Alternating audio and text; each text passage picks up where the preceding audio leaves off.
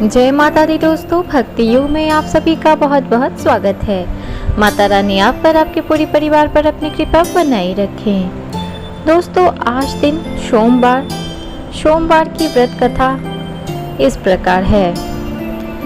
पहले समय में किसी नगर में एक धनी व्यापारी रहता था। दूर दूर तक उसका व्यापार फैला हुआ था।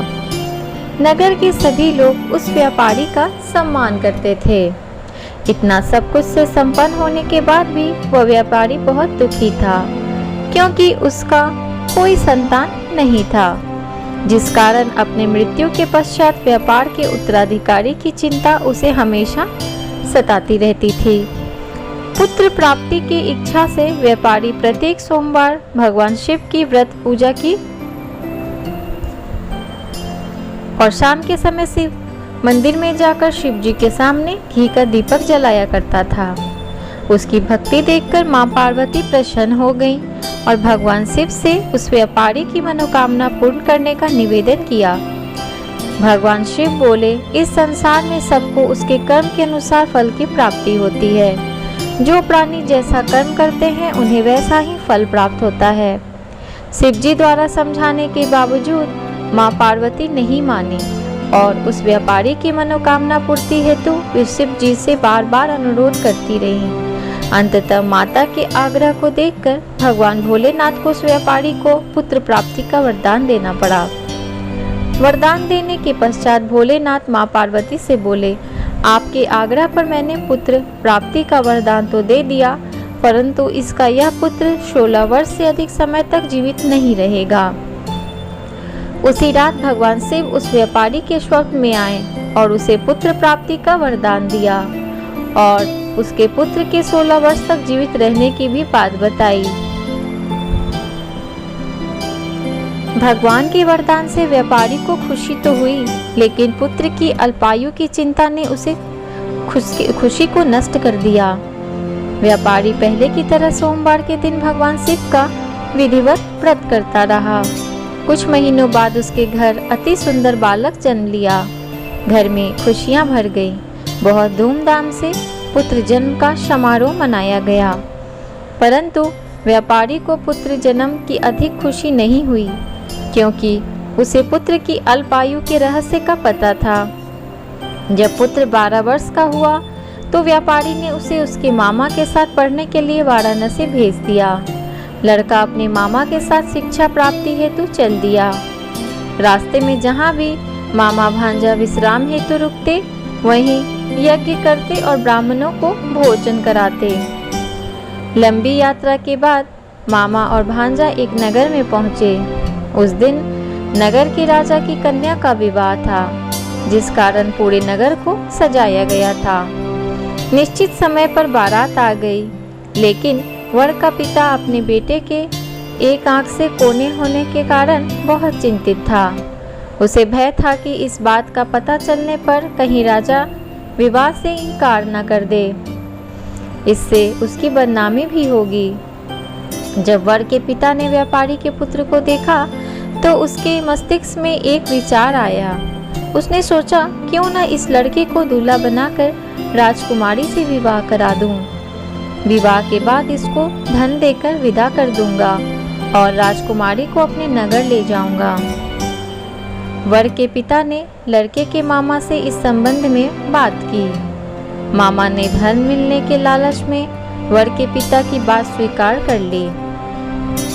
लड़के को दूल्हे का वस्त्र पहनाकर राजकुमारी से विवाह कर दिया गया। राजा ने बहुत सारा धन देकर राजकुमारी को विदा किया। शादी के बाद लड़का जब राजकुमारी के साथ लौट रहा था तो वह सच नहीं छिपा सका और उसने राजकुमारी से कहा कि तुम्हारा विवाह मेरे साथ हुआ था। मैं तो वाराणसी पढ़ने के लिए जा रहा हूँ। अब तुम्हें जिस नवयुवक की पत्नी बनना पड़ेगा वो कान्हा है। जब राजकुमारी ने अपनी इस सच्चाई का पता चला तो उसने कान्हे लड़के के साथ जाने से इनकार कर दिया। राजा सब बातें जानकर राजकुमारी को महल में रख लिया। उधर लड़का अपने मामा के साथ वाराणसी पहुंच गया और गुरुकुल में पढ़ना शुरू कर दिया। जब उसकी आयु 16 वर्ष की हुई तो उसने यज्ञ किया। यज्ञ की समाप्ति पर ब्राह्मणों को भोजन कराया और खूब अन्न वस्त्र दान दिए। रात को वह अपने शयन कक्ष में सो गया। शिव के वरदान के अनुसार शयनावस्था में ही उसके प्राण पखेरु उड़ गए। सूर्योदय पर मामा मृत भांजे को देखकर रोने पीटने लगा। आसपास के लोग भी एकत्र हो गए, दुख प्रकट करने लगे। लड़के के मामा के रोने विलाप करने के स्वर समीप से गुजरते हुए भगवान शिव और माता पार्वती भी सुने। पार्वती ने भगवान से कहा, प्राणनाथ, मुझे इसकी रोने का स्वर सहन नहीं हो पा रहा है। आप इस व्यक्ति के कष्ट को अवश्य दूर करें। भगवान शिव ने पार्वती के साथ अदृश्य रूप में समीप जाकर देखा तो भोलेनाथ पार्वती से बोले, यह तो उसी व्यापारी का पुत्र है जिसे मैंने 16 वर्ष की आयु का वरदान दिया था।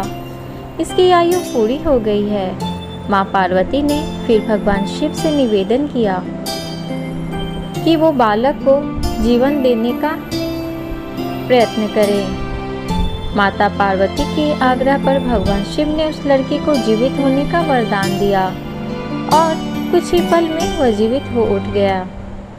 शिक्षा समाप्त करके लड़का मामा के साथ अपने नगर की ओर चल दिया। दोनों चलते हुए उसी नगर में पहुंचे जहां उसका विवाह हुआ था। उस नगर में भी यज्ञ का आयोजन किया।